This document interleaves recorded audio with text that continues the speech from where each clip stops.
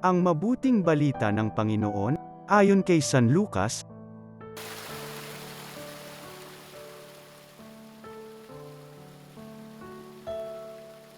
Nang nalalapit na ang panahong iaakyat si Jesus sa langit, ipinasya niyang pumunta sa Jerusalem.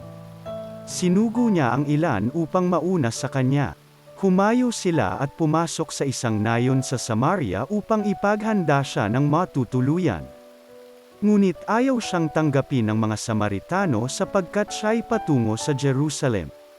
Nang makita ito nina Santiago at Juan ay kanilang sinabi, "Panginoon, payag ba kayong magpababa kami ng apoy mula sa langit upang pagnawin sila?"